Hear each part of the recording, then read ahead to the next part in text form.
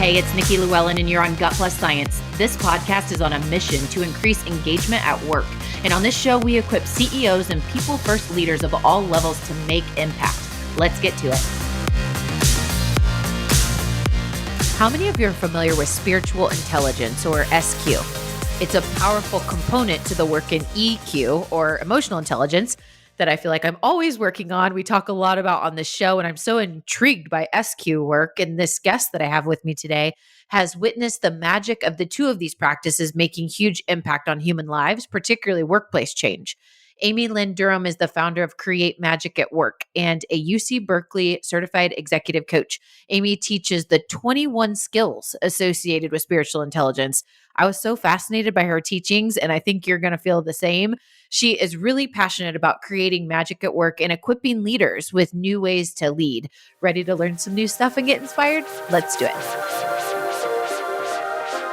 Amy, welcome to Gut Plus Science. So emotional intelligence has had a lot of traction in recent years, lots of podcasts out there about it, but tell us about your work in this space and why you think it's important for leaders to embrace learning and practicing EQ.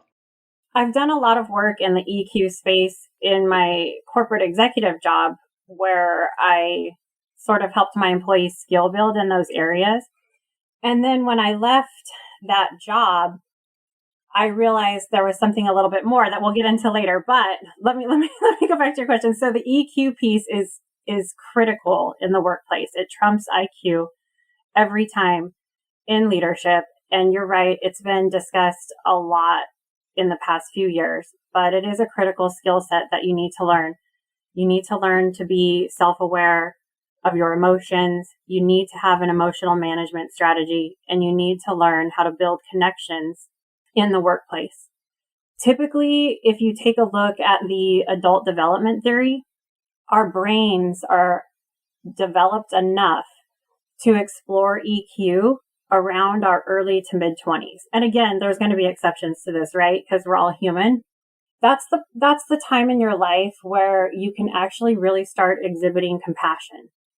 So it's a great skill set to learn.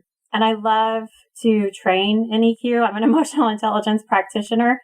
It's fun to teach people to be self-aware, to recognize when they're triggered. I offer an activity to your listeners that I like to share, and it's the 3-2-4 breathing method, where, if you recognize you're triggered at work, let's say you get an email and the person just really upset you and you felt like the email was really rude. Perfect time to practice EQ. You recognize you're triggered and you're angry.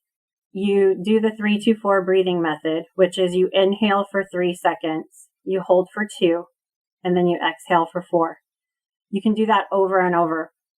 What happens is, when you get that email that triggers you, I'm just making up the story, and you're upset at, Johnny or whoever ticked you off, your brain starts shutting down and your amygdala starts running the show.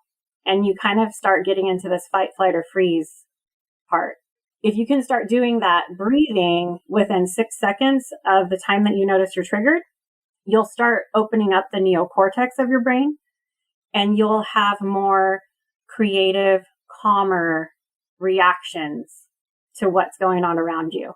And then that takes you to the third part of EQ, which is building connections. And so you can reframe the situation, and you can reach out to Johnny and ask open-ended questions, try to see things from his side, and take the high road as the EQ skill builder that you are. I just went down a whole story, but I wanted to paint it in that way. Yeah, it's so good because I think many people today, whether you're an avid practitioner of EQ like you or not, like you're used to that terminology, and we all strive. I mean, most people strive to be emotionally intelligent. We know that it's important, and I think you just giving a little bit more context about that is great to set the tone. And I'm so excited to go deeper because a minute ago you said something about SQ or the spiritual side trumps EQ. And so if you're saying it has a heck of a lot more power, this spiritual intelligence or SQ, I really want to dive into that on this show today. So talk to us about spiritual intelligence. And I guess let's start with like, what exactly is it or how do you define it? There's a couple of definitions I love to share. The creator of the SQ21, which are the 21 tangible skills for the workplace that you can skill build in for spiritual intelligence. Her name's Cindy Wigglesworth. She's a former HR executive for Exxon, and she defines spiritual intelligence as the ability to maintain wisdom and compassion, inner and outer peace, regardless of the situation you're in. So in the workplace, the ability to make decisions with wisdom and compassion, maintain inner and outer peace, regardless of the situation you're in. Breaking it down a little bit more, it's the ability to put your ego aside and make decisions from a place of higher motivation, from a place of what some people might call their higher self. It's a faith neutral system. You can be agnostic, you can be atheist, as long as you believe that there is a place within you that you can access that comes from wisdom and compassion and love. You can work on the skills of SQ, spiritual intelligence. The way Cindy likes to teach it is if you think of a pyramid like Maslow's hierarchy, the bottom foundation of the pyramid is PQ, physical intelligence. The next layer would be IQ, I think. The next layer would be EQ, I feel. And then the top of that pyramid would be SQ, I am. And going back to the adult development theory, we tend to start exploring SQ around our early to mid 30s, typically. Again, there's exceptions. So this is the time in our lives where we start asking these self-reflective questions. Why am I here? What is my life purpose? What are my values? What am I even doing in this job? I could go on and on, but I think that kind of painted a decent picture of what SQ can do.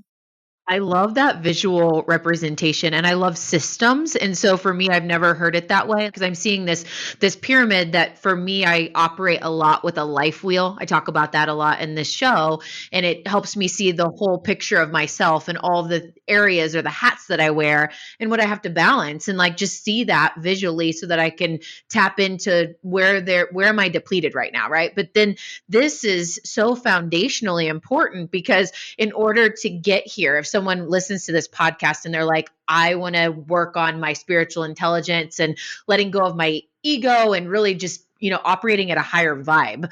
Well, we have to start, at the place that is at the bottom of the pyramid. And are we set up for that? And I just think that that's so important that you shared that, and just really very helpful in moving forward. And I don't want to hold us up because I really want to dive into the SQ side today and just in a little bit of a deeper dive.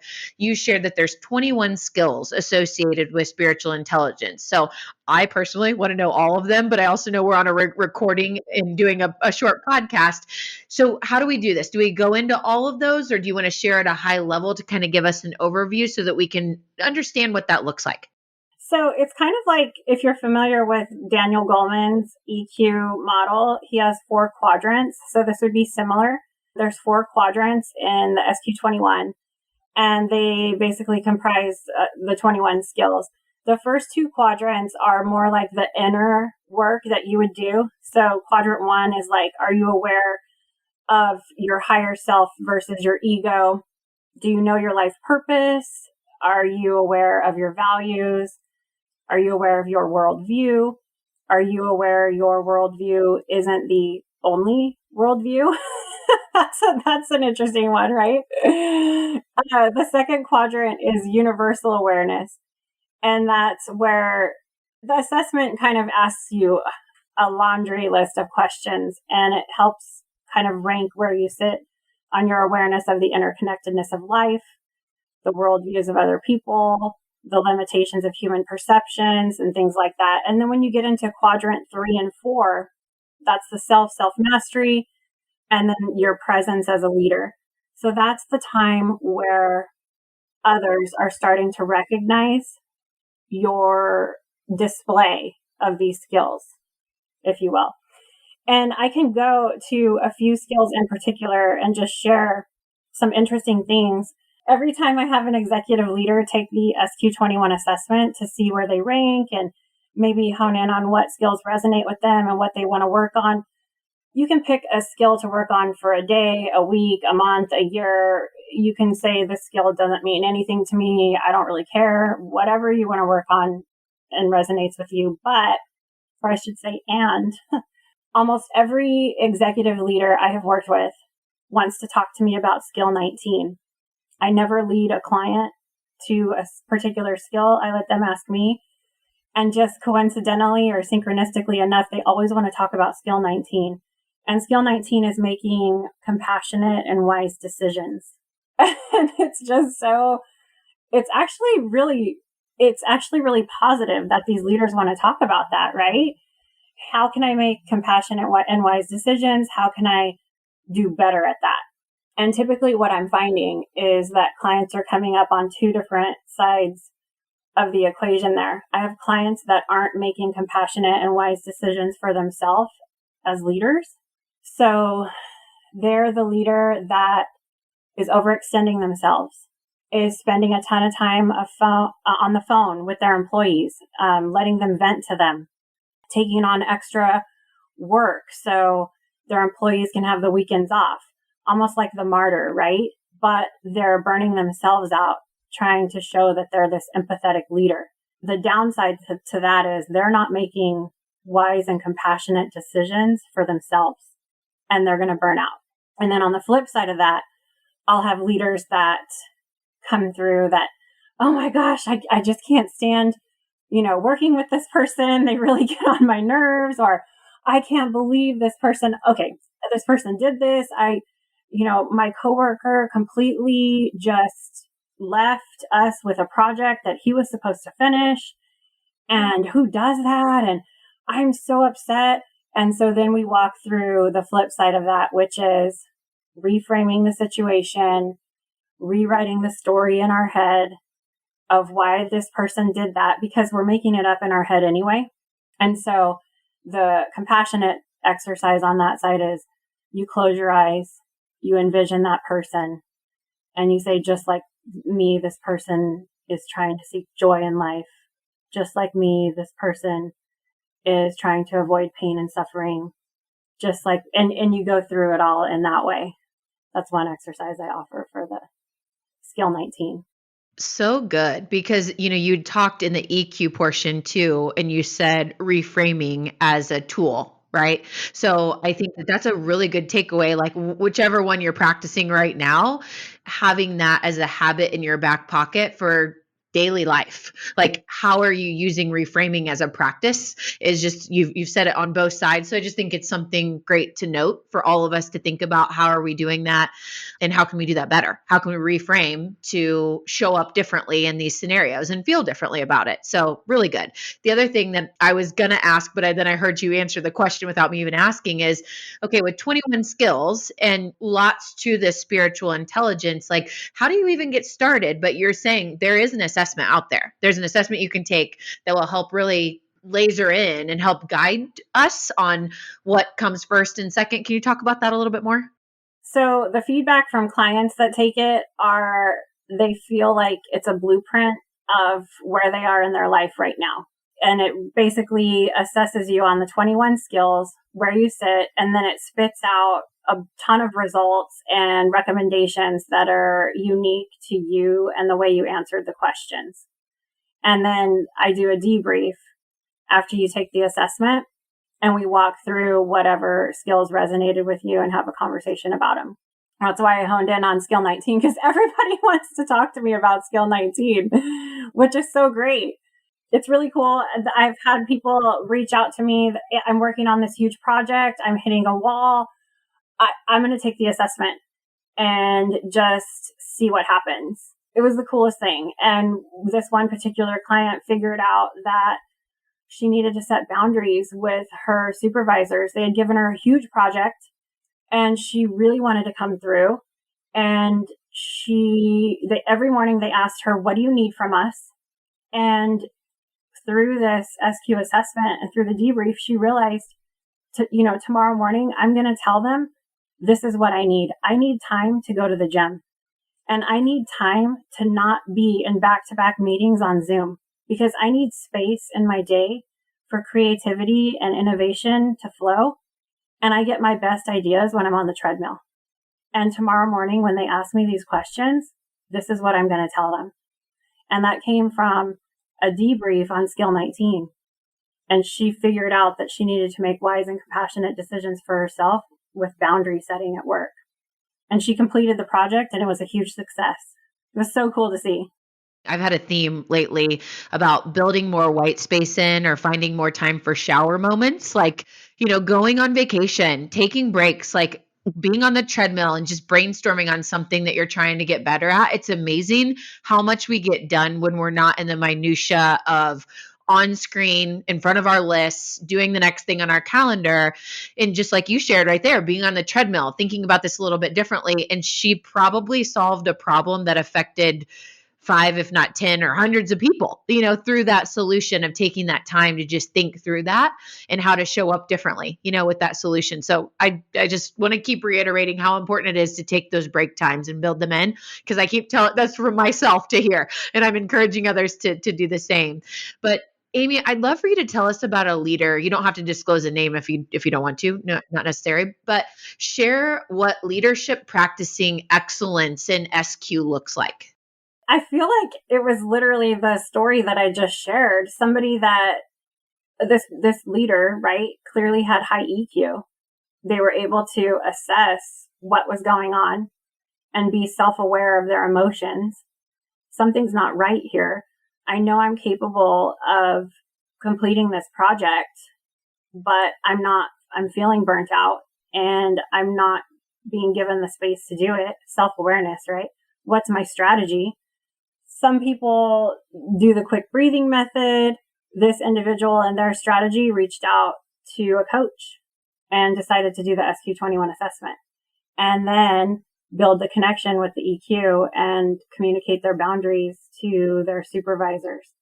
As far as the high level leadership with SQ, I would say it's the ability to put your ego aside continuously as a daily practice and operate from that big picture view. So you recognize when you're triggered. You can even split personality yourself.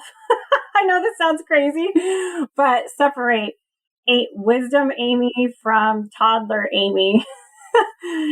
Toddler Amy is offended and wants to make all this money and wants to throw a tantrum if somebody says something to her that she might think is offensive. But higher self Amy sees the big picture and sees the ripple effect that she sends into the world, and tells the toddler to go take a nap, and understands that we are all interconnected, and every decision I make flows through time, throughout all of time. So when we talk about servant leadership, I see that is one of the newer type. I don't want to call it a catchphrase, but it's the newer way that people are identifying themselves on LinkedIn in the past couple of years. I'm a servant leader. What does that mean to you? I've sat in executive meetings where I've seen leaders say a lot of different things that I wasn't quite sure if they actually knew what that really meant to them. And so I would challenge everyone to think, if you identify as a servant leader, what does that mean to you? And what does a change agent really mean if you say you're a change agent? Those are skills you work on in SQ. Servant leadership, to me, and so Dana Zohar is a philosopher and a physicist. And she wrote a book called Quantum Leadership. It's her newest one. She's done a ton of work in the SQ space. Her definition of servant, she has a definition of the quantum leader, which is all about servant leadership.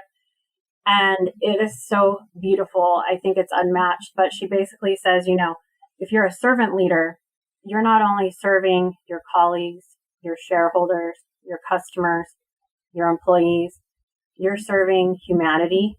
You're understanding the effects that your company might have on the planet and the ripple effect that you're going to leave when you leave the planet. And so it takes it to that whole other level. Yes, I love that. We're getting deep, but I really am enjoying it.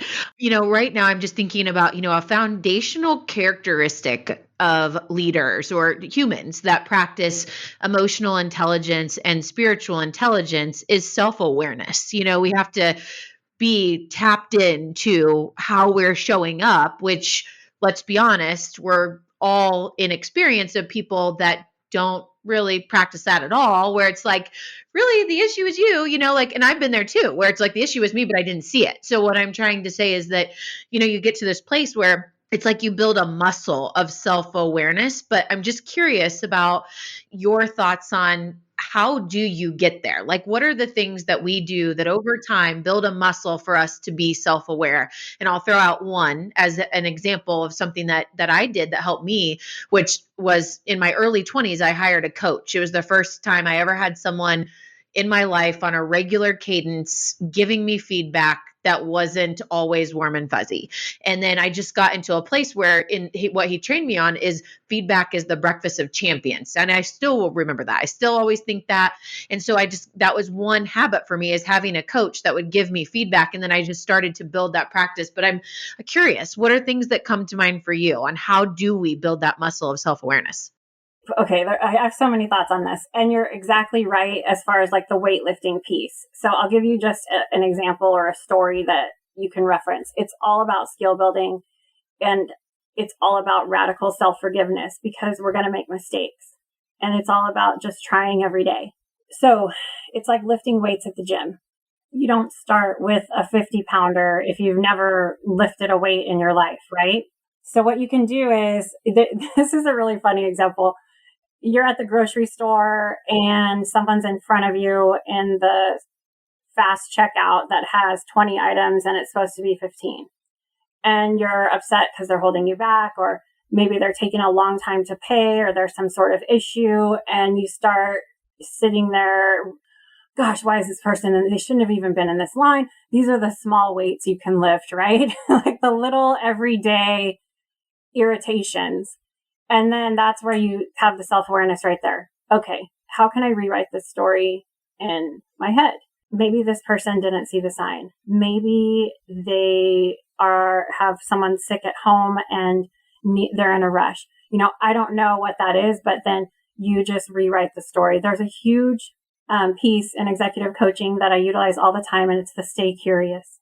Instead of rushing to judgment, I stay curious and I ask meaningful questions. And if you can stay curious as a leader instead of rushing to judgment, it will set you apart from your competitors big time. So it's really that skill building. And then I have a deep one, since we're going deep. I'll mention, this is an interesting one to try. And it ties into the interconnectedness of life and that ripple effect that we all send out.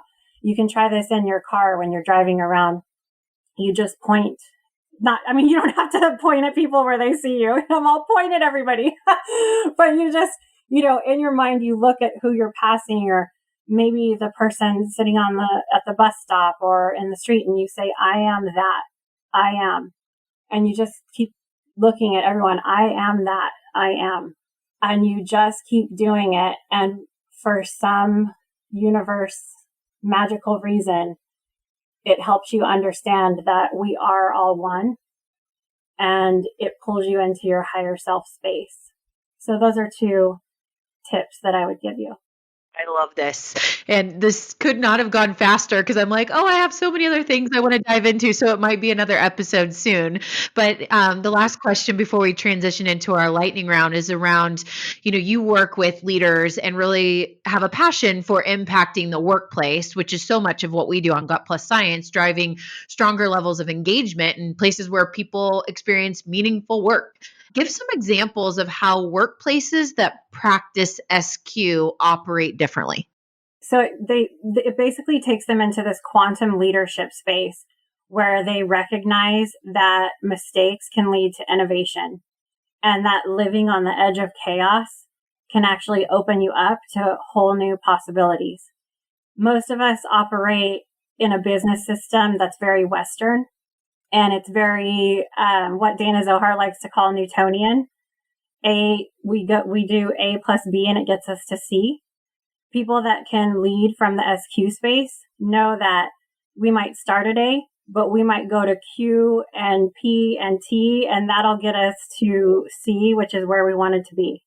And they invite everyone in the organization to have a voice and offer feedback and psychological safety to support innovation and creativity in the workplace. Amy, I have loved our time. And guys, I don't know about you, but I want to take this assessment, the SQ21. So I'm reaching out to Amy to do that. I encourage you to do the same. Her information will be in the show notes. And I know she's going to have a couple other ideas on ways to connect here in just a couple minutes. But just this is so fascinating. And who doesn't want to operate from a place of peace?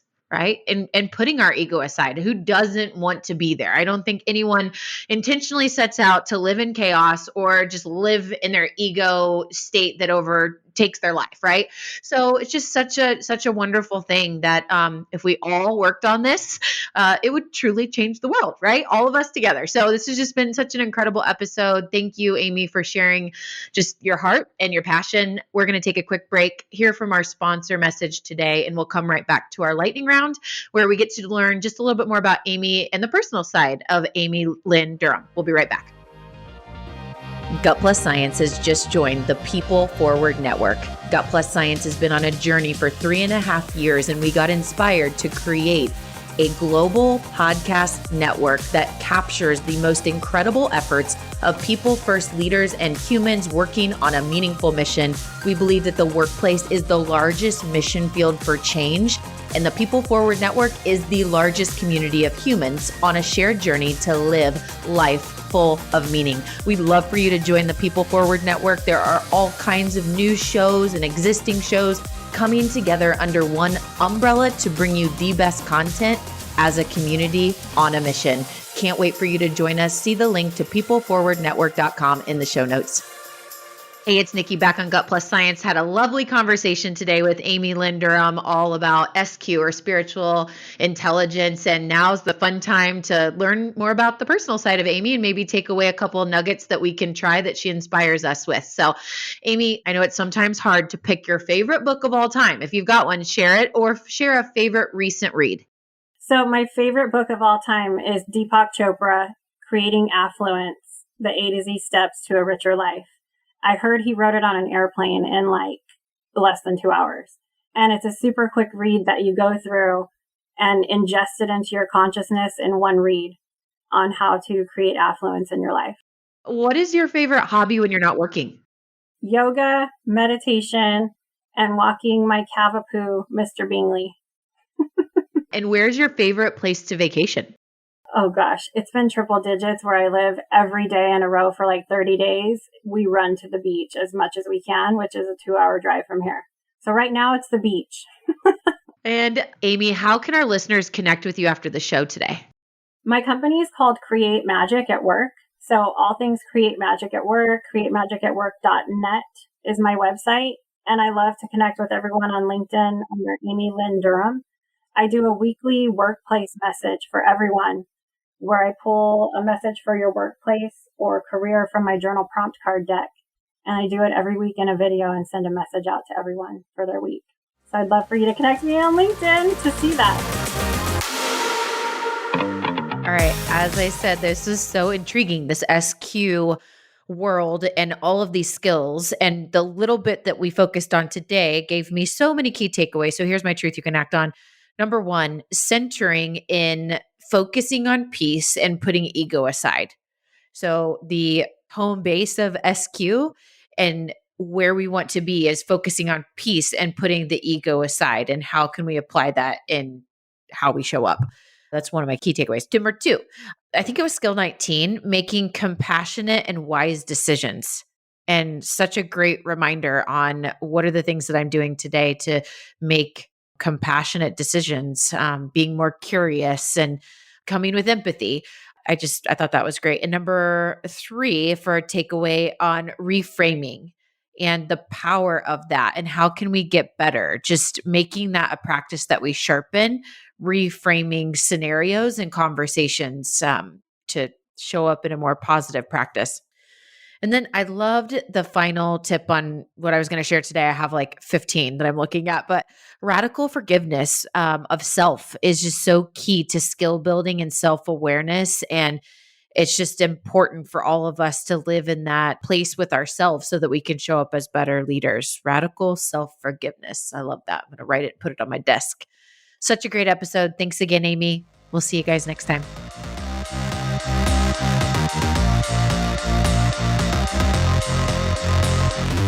We just left the world a little bit better. Now go do something with it.